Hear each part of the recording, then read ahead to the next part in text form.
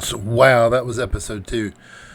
Hello everyone, welcome back to another video on The Last of Us HBO Max series. This second episode was just amazing. I loved the way it started off with the science with the doctor, and you got to see how things started in Jakarta. That part was amazing. I'm a lore junkie, so I love seeing things like that.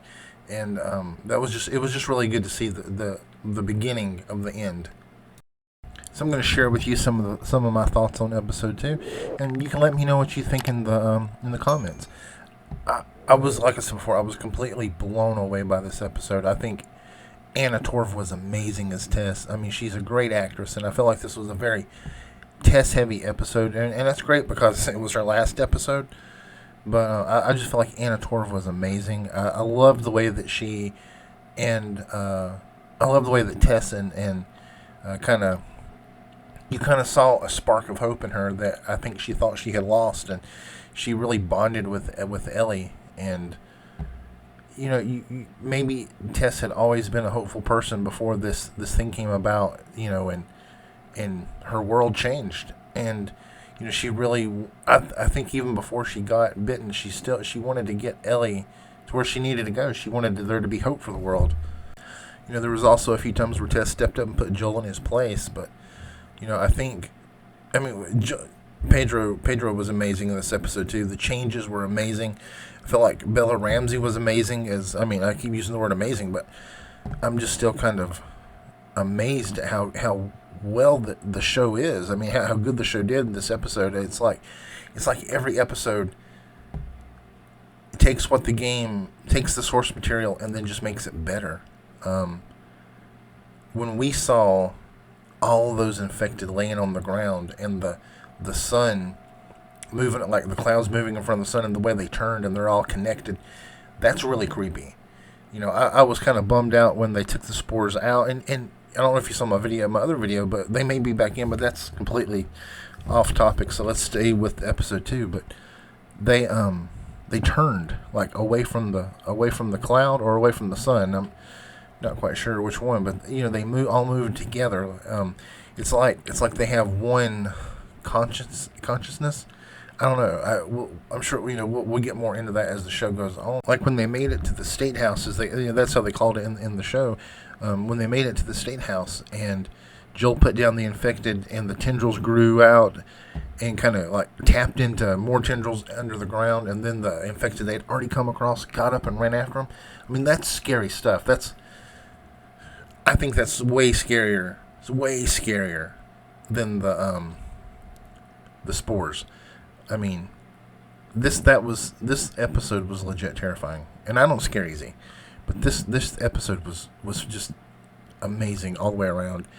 And then, oh man, it was so cool to see the clickers, and they only had 2 right there. Can you imagine if there had been more than that? I mean, they dealt with 2 clickers, and they were so tough. I mean, so far the clickers in the show seem way harder to kill than those in the game. They were just really tough. All 3 of the actors did a really good job of making the whole situation scary. Like, you could feel their fear. That was just so good, so good.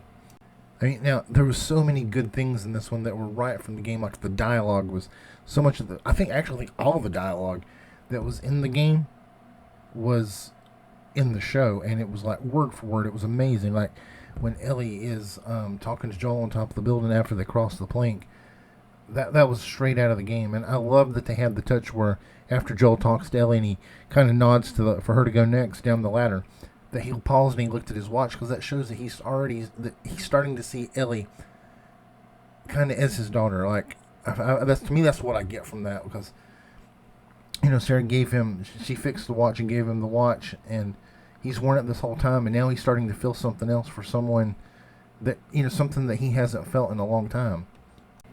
Then right at the end, we got the state house scene where Tess reveals her bite, and I'm going to be honest, I teared up here. Anna Torv did such a good job with that scene. I really felt for her. I felt for Joel losing someone else, and it was just so powerful. It was really done well, and I like the changes that in the game they're chased by Fedra, but it makes it so much better, so much scarier that those infected knew exactly where they were, and they came running. And then Tess with her sacrifice, she saved our two survivors. She saved Joel. She saved Ellie, and now we have to go on without her. And it looks like they're going to stick with the show at least a little bit and go toward Billstown. Sorry, I know this was a little bit rambly, but I was just so blown away with how good this was. If this is what we have in store of us for the rest of the season, it's just gonna be so good. The last 2 weeks I've been blown away. I thought after the first episode that would be the best episode of the series, and then here we are, episode 2. I think was just as good or better. It made me laugh, it made me scared, and it made me cry. And to me, if you can do all that in an hour with the show, you've got something special, and I just cannot wait to see more. Hope you enjoyed the video. I'm going to go ahead and leave it here. This has been my thoughts on episode 2. If you like what I'm doing here on the channel, don't forget to hit subscribe, ring my bell, and all those things help a YouTube channel, and I will see you in the next video.